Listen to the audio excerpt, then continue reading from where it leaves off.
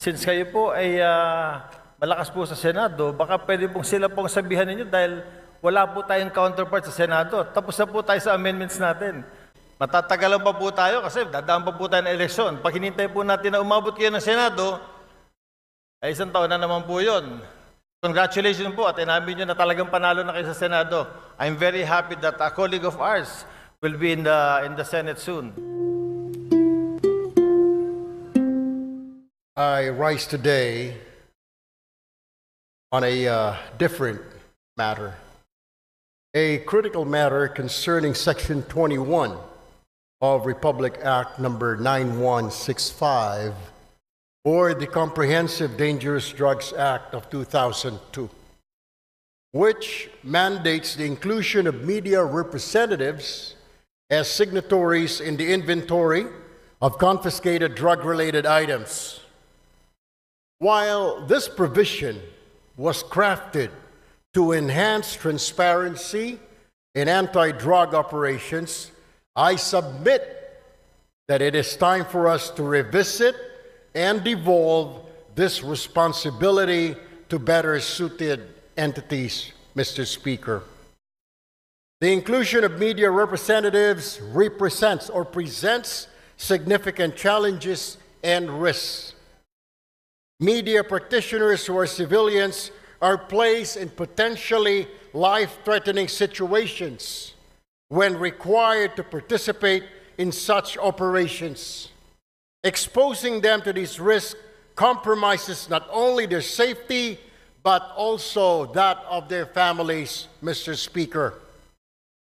Moreover, involving media representatives in law enforcement tasks raises concerns about their independence and neutrality. Journalists are meant to act as impartial watchdogs of government actions, holding public officials accountable from an objective stance. Requiring their direct participation, Mr. Speaker, in these operations undermines their role and may cast doubt on their credibility and impartiality. It is imperative that we devolve this responsibility to more appropriate witnesses who are already empowered under the law. Section 21 of RA 9165 already mandates the presence of Department of Justice representatives and barangay officials as witnesses in this process, Mr. Speaker. These individuals are better suited to fulfill the role of ensuring transparency and accountability in documentation of confiscated drug-related items. Additionally, we can enhance existing safeguards to further promote transparency without involving media personnel. Like comprehensive video documentation can serve as a reliable and tamper-proof record of the inventory process, ensuring accountability without requiring physical witness to be present in dangerous environments. Increased training and oversight for DOJ and barangay representatives can strengthen their ability to act as effective witnesses. By devolving, Mr. Speaker, this responsibility to individuals already mandated and equipped for this role, we can preserve the safety of our media professionals, uphold journalistic independence, and maintain the integrity of anti-drug operations. Mr. Speaker, I urge this esteemed chamber to consider an amendment to Section 21 of Republic Act 9165, replacing media representatives with more suitable alternatives while reinforcing mechanisms for accountability and transparency.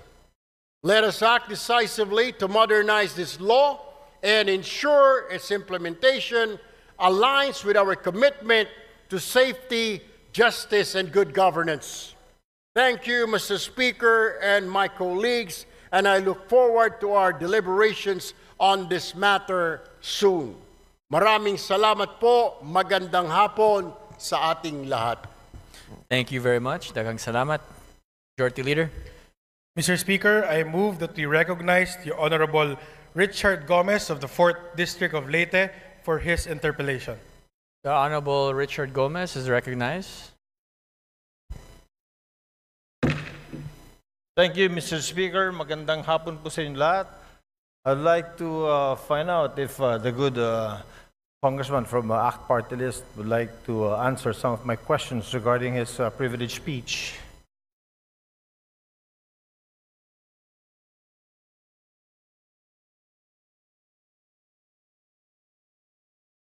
Sure, Mr. Speaker and my colleague.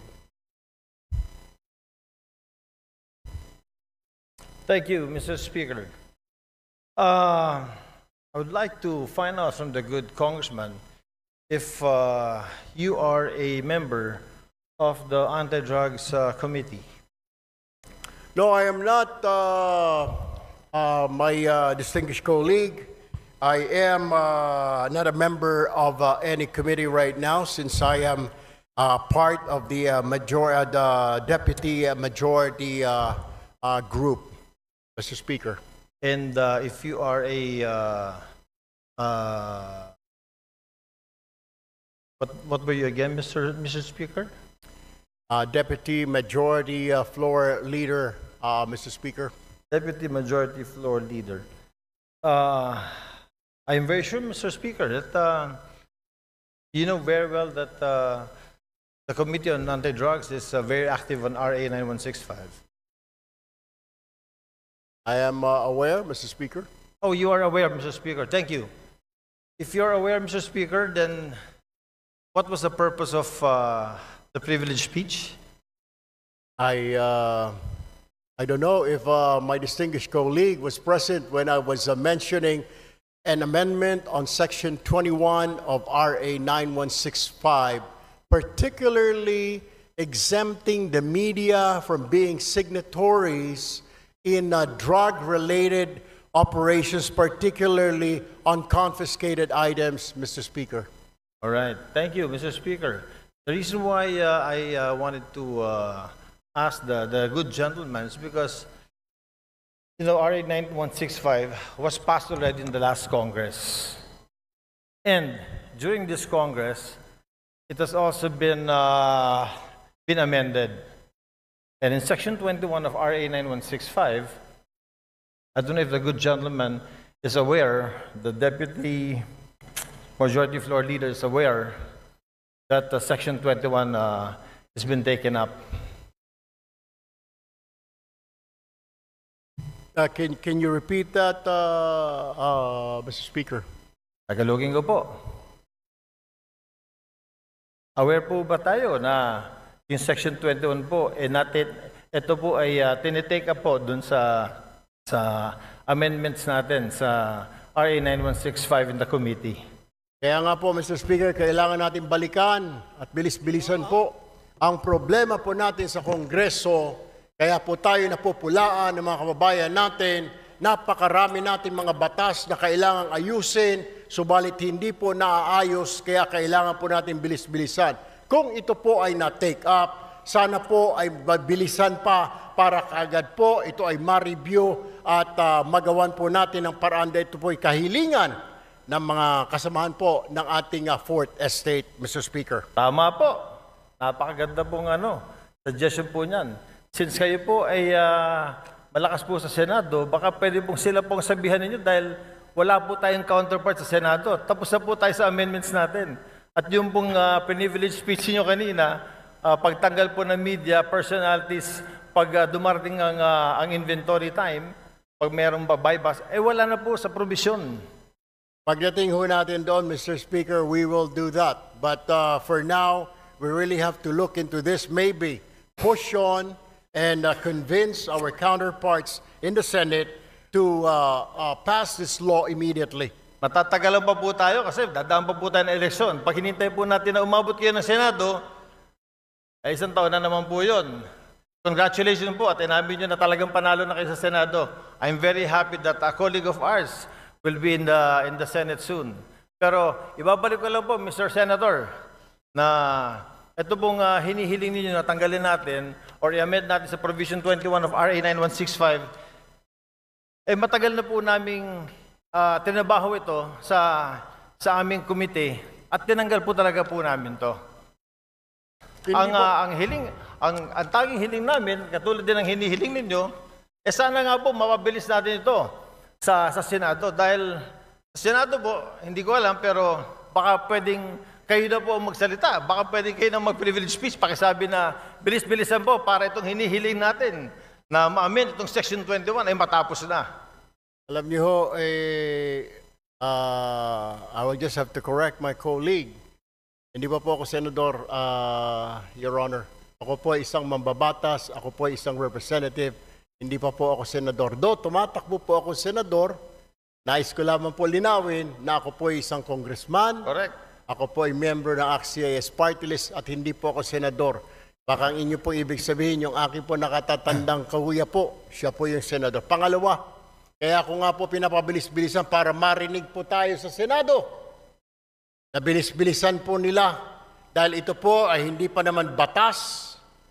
Habang ito hindi pa po batas, ala hong saysay ang pagre-review, wala hong saysay ang pagtanggal ho natin ng section na yan, Section 21, kung hindi pa naman po ito batas. What I am trying to point out, Mr. Speaker, I guess we have to do something about it. And para marinig ko, kaya ho tayo nagpa-privilege speech para marinig po tayo sa Senado.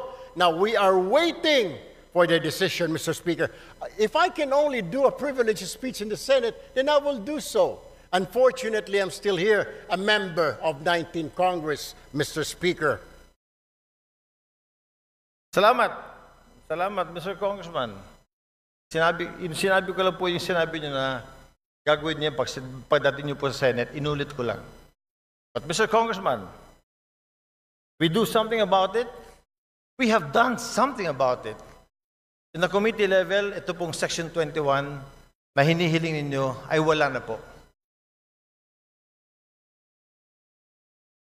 Alam niyo ho, Mr. Speaker, ito po ay nasa committee level at tulad po ng sinasabi ko, kaya ko nga po I am pushing for it. Bilis-bilisan po natin. Marami po tayo mga batas na pending po ngayon. Hindi lang po itong 9165. Marami pong kailangang reviewin.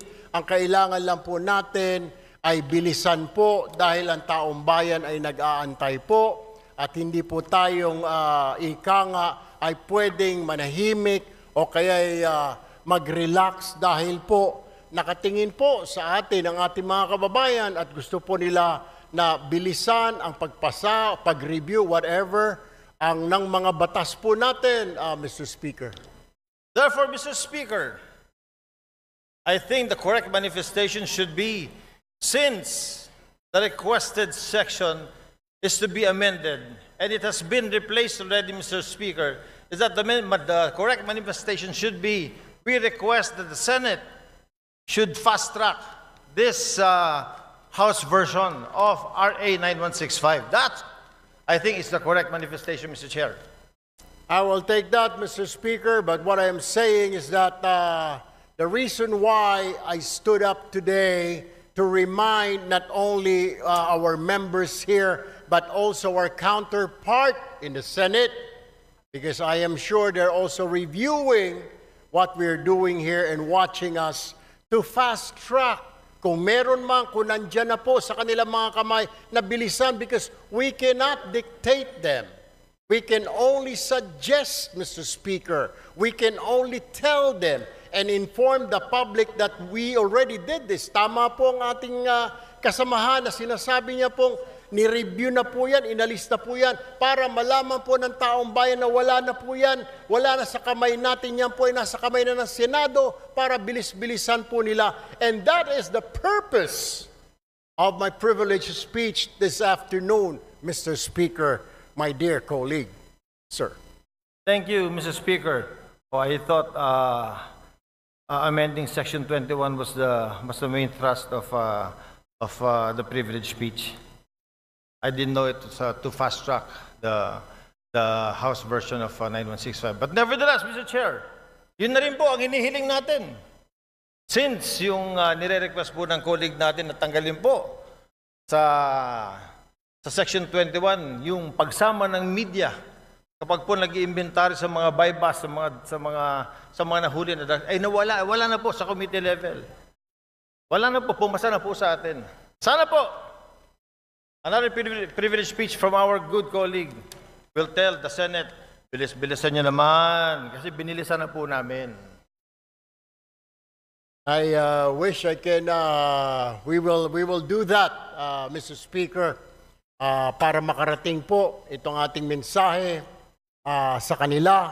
Hindi naman natin pwede sila pong utusan, Mr. Speaker, kundi tayo lamang po ay pwede nating sabihin na nag-aantay po tayo. Kung naipasa na po natin dito sa Kongreso, then ang problema po ay nandoon. I guess we'll have to do or I have to make another privileged speech, Mr. Speaker. We shall await the next privilege speech. Thank you, Mr. Speaker. Thank you, Mr. Congressman. Maraming salamat po. Magandang hapon. Thank you very much.